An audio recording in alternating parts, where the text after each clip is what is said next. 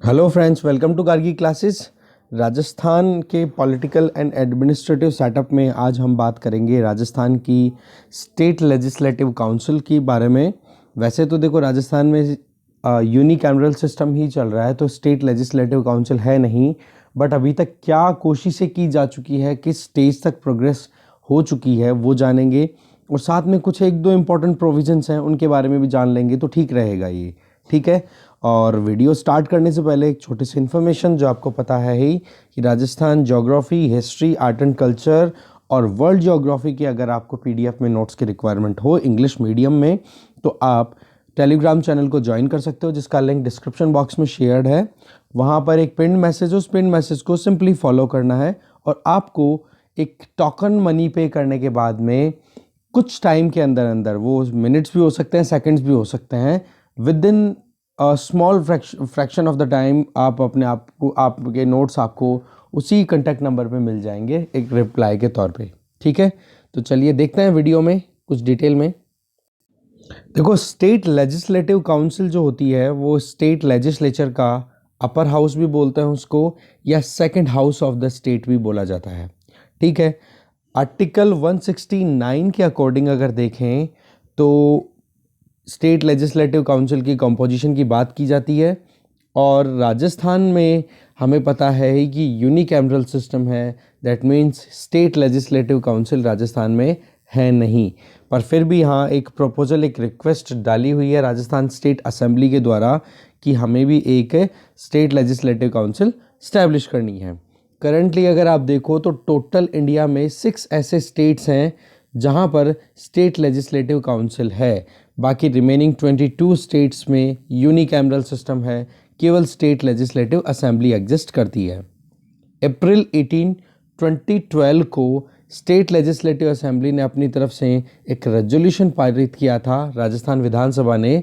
Special majority आपको पता है ही, एब्सोल्यूट मेजॉरिटी, दैट मीन्स जितने टोटल नंबर है उनका 50% +1, प्लस में जितने प्रेजेंट एंड वोटिंग है उनका 2/3 मेंबर्स की मेजॉरिटी जब हो जाती है तो इसको बोल दिया जाता है स्पेशल मेजॉरिटी। इस मेजॉरिटी के साथ में स्टेट लेजिस्लेटिव असेंबली ने रिक्वेस्ट अपनी जो है वो भेजी हुई है पार्लियामेंट के पास में। अब पार्लियामेंट को उसको कंसिडर करना है और एक सिंपल मेजॉरिटी से राज्यसभा को, सिंपल मेजॉरिटी से लोकसभा को, और प्रेसिडेंट की असेंट अगर मिल जाएगी तो वो एक अपने आप में एक्सेप्टेंस हो जाएगी कि हाँ, स्टेट लेजिस्लेटिव असेंबली अब राजस्थान में कॉन्स्टिट्यूट की जा सकती है। और एक चीज़ आप ध्यान रखें कि ये जो प्रोविज़न होगा स्टेट लेजिस्लेटिव असेंबली को स्टैब्लिश करने का, ये कॉन्स्टिट्यूशन में अमेंडमेंट नहीं होगा। ये आप ध्यान रखना, ये बहुत इंपॉर्टेंट चीज़ है। ठीक है। वैसे कॉन्स्टिट्यूशन ऑफ द यहाँ पे स्टेट लेजिस्लेटिव काउंसिल का मतलब है establishment of state legislative council, right. But constitution में अमेंडमेंट कंसिडर नहीं किया जाएगा, ये आप ध्यान रखना।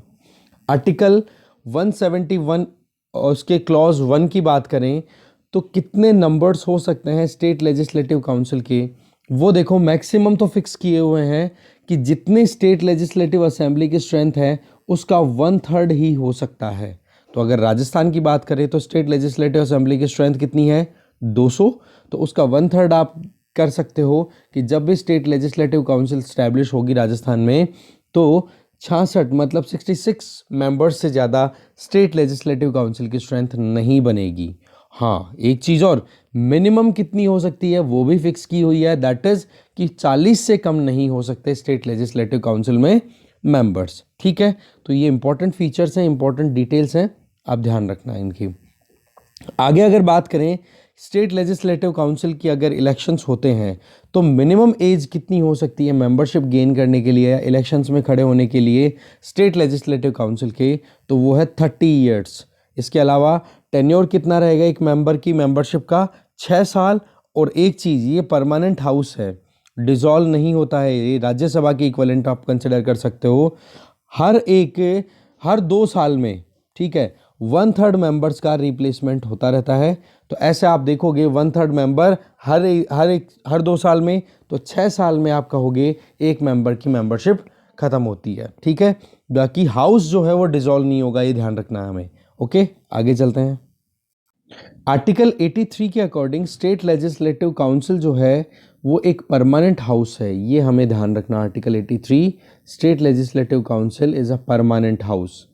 और दूसरा इसमें इम्पॉर्टेंट चीज़ क्या है कि स्टेट लेजिस्लेटिव काउंसिल के जो इलेक्शंस होते हैं उन इलेक्शंस का मेथड क्या है। देखो, स्टेट लेजिस्लेटिव असेंबली में तो क्या होता है, विधानसभा के चुनाव में आप एक वोट डालते हो, उस एक वोट को काउंट कर लिया जाता है और फिर उसके बेसिस पे ये देखा जाता है कि टोटल उस पर्टिकुलर कॉन्स्टिट्यूएंसी में जो एमएलए कैंडिडेटशिप के लिए जो मेंबर सेलेक्ट, मतलब जो कैंडिडेट से खड़े हुए हैं, उनमें सबसे ज़्यादा वोट किसको मिल रहा है उसको जीत घोषित कर दिया जाता है। ठीक है, उसको बोलते हैं first pass the post, first past the post. जबकि ये स्टेट लेजिस्लेटिव काउंसिल के इलेक्शंस जो होते हैं इनमें दूसरा मेथड यूज़ किया जाता है जिसका नाम है proportional representation by means of the single transferable vote. This is very important fact, आपको ध्यान रखना है। ये मेथड हमारे प्रेसिडेंट के इलेक्शन में भी काम आता है, वाइस प्रेसिडेंट के इलेक्शन में भी काम आता है, राज्यसभा के मेंबर्स के इलेक्शन में भी काम आता है, तो स्टेट लेजिस्लेटिव काउंसिल के इलेक्शन के मेंबर्स के इलेक्शन में भी काम आता है। तो ये मेथड बड़ा इंपॉर्टेंट है, ध्यान रखना। Proportional representation by means of single transferable vote. इसमें अगर देखें स्टेट लेजिस्लेटिव काउंसिल में तो प्रिजाइडिंग ऑफिसर्स होते हैं, वो दो होते हैं मेनली, एक तो चेयरमैन और एक डेप्यूटी चेयरमैन।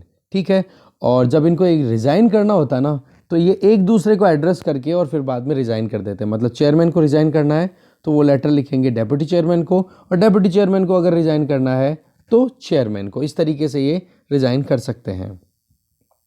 अब देखो, कुछ इंपॉर्टेंट फैक्ट ऐसी आ जाती है कि स्टेट लेजिस्लेटिव काउंसिल जो है उसका फॉर्मेट क्या होगा इलेक्शन का, किस तरीके से पूरी कॉम्पोजिशन क्रिएट की जाएगी स्टेट लेजिस्लेटिव काउंसिल की। तो जितनी स्ट्रेंथ होगी आप फिक्स करो, राजस्थान की 66 करना चाहो या जितनी भी, तो उसका आप मानो कि 1/3 मेंबर्स जो होंगे उस लेजिस्लेटिव काउंसिल के, उनका इलेक्शन होगा लोकल बॉडीज़ के जो मेंबर्स हैं उनके द्वारा वोट डाल करके। जैसे कि पंचायती राज इंस्टीट्यूशन के जो तीनों लेवल हैं वहाँ से, और साथ में अर्बन लोकल बॉडीज़ के जो मेंबर्स हैं वो, तो 1/3 हो गया। फिर बाद में आप देखोगे 1/3 मेंबर्स का इलेक्शन है, वो स्टेट लेजिस्लेटिव असेंबली मतलब एमएलएज जो हैं वो वोट डालेंगे उसके मेंबर्स। ठीक है, तो एमएलएज की वोटिंग 1/3 हो गया, 2/3 हो गया। अब बचा हुआ 1/3 है, उसका बचा हुआ 1/3 कैसे कवर होगा, टोटल का 1/12 जो है वो जो ग्रेजुएट्स हैं राजस्थान के, है ना, जिनके पास में 3 साल की डिग्री अवेलेबल है। ये ध्यान रखना, ग्रेजुएट भी हो तो कितने साल की डिग्री होनी चाहिए, कम से कम 3 साल की, और वो भी राजस्थान की यूनिवर्सिटीज़, राजस्थान में जो यूनिवर्सिटीज़ हैं उनके द्वारा उनको डिग्री हासिल हुई हो। ठीक है, तो वो ग्रेजुएट्स वोट करेंगे। तो ऐसे करके 1/12 मेंबर का इलेक्शन ये ऐसे होगा। फिर 1/12 मेंबर्स का जो है वो इलेक्शन होगा, टीचर्स वोट देंगे, और वो टीचर भी कौन से होंगे, सेकेंडरी स्कूल या उससे हायर लेवल की स्कूल्स के जो वोटर होंगे, टीचर्स होंगे, वो वोट देंगे, और उनके पास में 3 साल का टीचिंग का एक्सपीरियंस होना चाहिए। ये इंपॉर्टेंट चीज़ कि 3 साल हो गया हो उनको पढ़ाते हुए। तो 1/12 कितना हो गया, 1/6, और रिमेनिंग 1/6 है वो जो है गवर्नर के द्वारा नॉमिनेट किए जाते हैं कि जो भी individual literature, science, arts, cooperative movement, social services, इनमें बहुत अच्छे से पार्टिसिपेट करते हैं या उनको बहुत नॉलेज है। तो ऐसे करके 1/12 कितना हो गया, 1/6, और 1/6 और 1/6 को आप ऐड ऑन करोगे तो दैट विल बी 1/3। ठीक है, तो ऐसे करके 1/3 ये हो गया, 1/3 ये हो गया, और 1/3 ये 2, और बचा हुआ 1/3 ये तीनों मिलके बना देंगे। ठीक है, 2, 3 एंड 5 वाला। तो ऐसे करके क्या हो गया, पूरी कॉम्पोजिशन हमने फाइनल देख ली स्टेट लेजिस्लेटिव काउंसिल की। बट वही बात है, अभी तक राजस्थान में स्टेट लेजिस्लेटिव काउंसिल है नहीं, तो इतना ज़्यादा डिटेल हमें जाने की ज़रूरत है नहीं राजस्थान के पॉइंट ऑफ व्यू से अगर देखा जाए।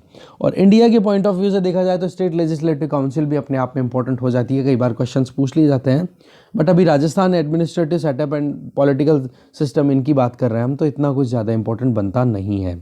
ठीक है ना, तो इस वीडियो में इतना ही था। कोई डाउट हो तो पूछ सकते हो, और वीडियो में इतना। Thank you very much for watching this video.